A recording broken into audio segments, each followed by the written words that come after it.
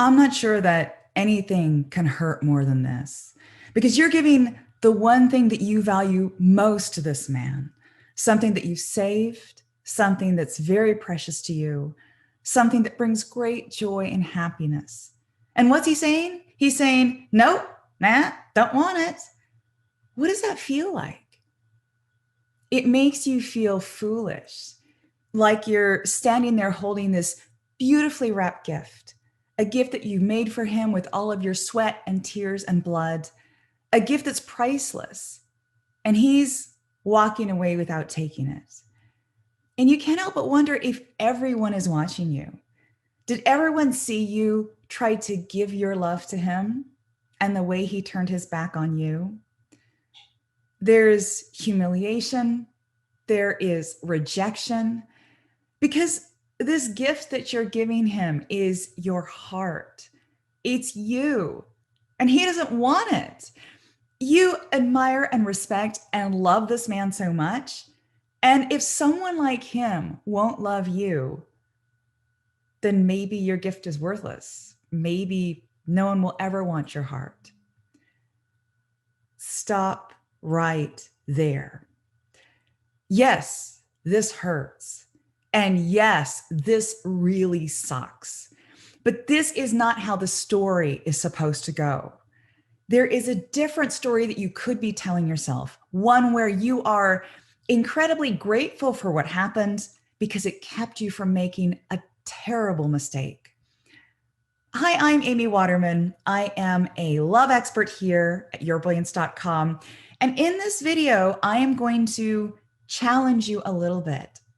I'm going to share with you the lessons that I learned from a surprising source, Marriages on the Brink of Divorce, about what makes love last.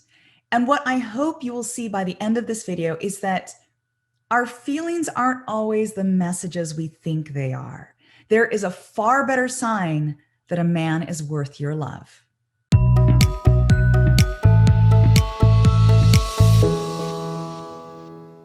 So when people search for love advice online, it's almost always because there is someone they have feelings for, someone who doesn't feel the same way back.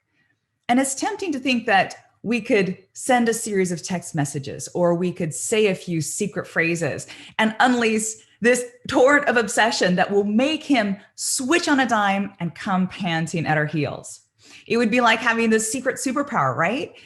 It's the power to control people, the power to make them fall in love with us. But I don't have to tell you that that's not love. So if a guy needs obsession chemicals in order to fall for you, then you're going to be out of luck because those chemicals fade. It's like, don't ever make decisions while you're drunk, right? Because intoxication is not the foundation for lifelong love. Now, many years ago, I started in the love advice industry by helping married couples who are struggling. And I saw so much pain. What is the point of being able to date someone and get them hooked on you if 5 years later you end up in divorce court with your life ruined? It seemed to me that these couples were being set up to fail. They were being set up to fail before they even got married. They were being set up to fail back when they were single because they were set up to fail by what they learned when they were dating. The skills it takes to date successfully are very different to the skills that it takes to love for a lifetime. And in many ways, the better you get at dating, the harder time you'll have switching to the work of lifetime love. Because seduction is chemical, but lifetime love is a conscious practice.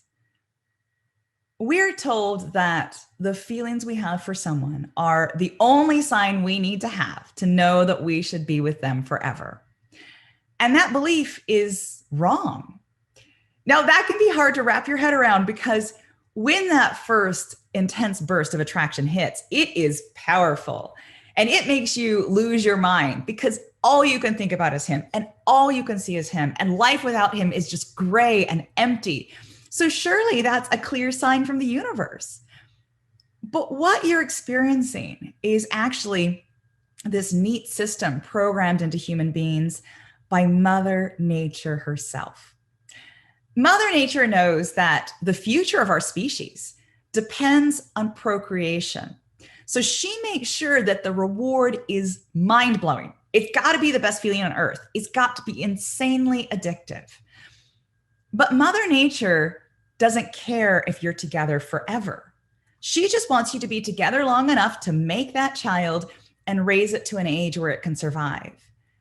And so that's why we don't have the same powerful reward system around commitment and monogamy, because they're not actually necessary for the survival of our species. So those intense feelings you feel, they are part of our built-in programming as human beings, but they're not there to help you make a life with someone. If you want somebody for a lifetime of love, you've got to look for something else. So let's get back to this man who doesn't love you back. Surely your feelings for him mean that you should be together forever, but it's not happening because he's not complying. And it's tearing out your heart because you don't think you will ever feel that way about anyone again. Now, if it's any reassurance, Mother Nature did not design human beings to just love one person per lifetime. We were actually designed with a capacity to keep falling in love as long as we're alive, if we choose to stay open to that. So the dilemma you face right now is whether you're going to value a man over yourself. Because look at what you did. You offered him this great, big, beautiful gift, and you took a risk. And you did this selfless thing. And look at what he did. I mean, he didn't take it. And he walked away from you. Now, I know you have feelings for this man, but his actions are pretty clear. You know, he may be a great guy and all, but he's not great enough if he's not opening his heart to you. Another mistake we make in love is assuming that everyone we meet is capable of love. So does it feel like the reason he isn't loving you is because he's got love to give, but he's choosing to withhold it from you because you don't somehow deserve it? You can think about it this way. Imagine love as this beautiful crystal globe. It is glowing with joy and with happiness and with everything good.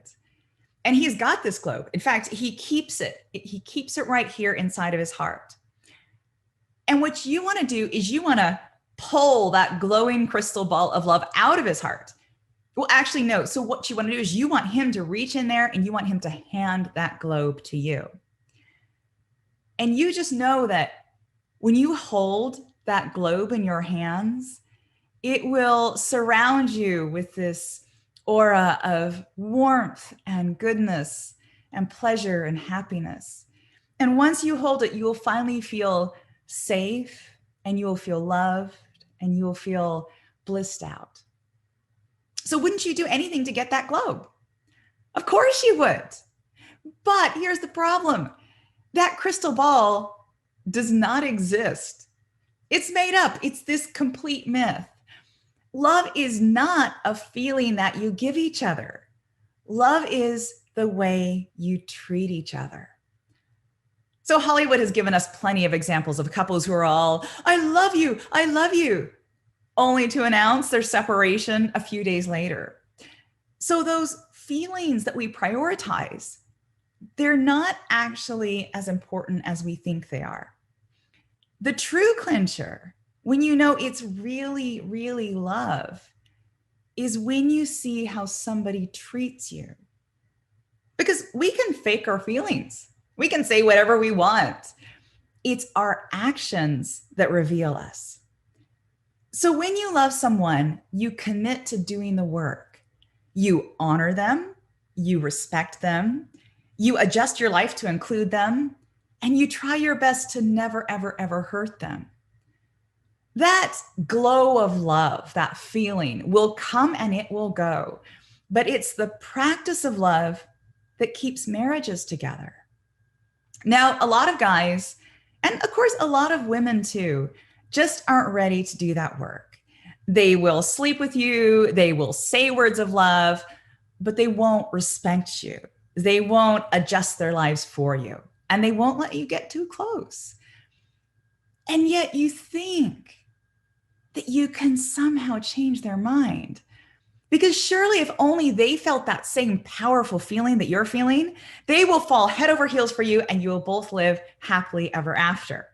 But I know that happily ever after requires so much more than a feeling. It requires the work of love. And that's what I wish couples understood. Back when I started my career, I remember thinking that I wished that couples hadn't been thrown into marriage thinking that their feelings for each other were enough, because that is what they had been told. As long as you love each other, you're going to be all right, which is true as long as you understand that love has a lot less to do with feelings, and it has everything to do with how you treat each other. As long as you act lovingly towards one another, then yeah, I think you will be all right. But when relationships fall apart, that is the first thing that goes. It's those loving actions. They stop treating each other with love and respect. And because they're not treating each other with love and respect, the love and the respect in their marriage starts to die. You know what I hope for you? I hope that you meet a man who treats you with appreciation and respect, somebody who values your company and likes you for who you are. And this guy is worth so much more than this other guy who looks on the surface like a catch, but sure doesn't act like one. Men who know how to love reveal themselves in small acts of kindness, in checking in with you, in rearranging their plans for you. And these are good guys. Their goodness is evident in the way they treat you. Now, what you do next is entirely up to you. You can keep on pursuing this guy who turned his back on you, because I get it. Those feelings make you feel so desperate, and it's really hard to ignore them. But I hope this video has helped you see that you don't have to choose him. You can choose yourself instead. You can choose your vision of a lifetime of happiness with a man who can and wants to do the work of loving you. That kind of love really is the best gig in town. See you next time.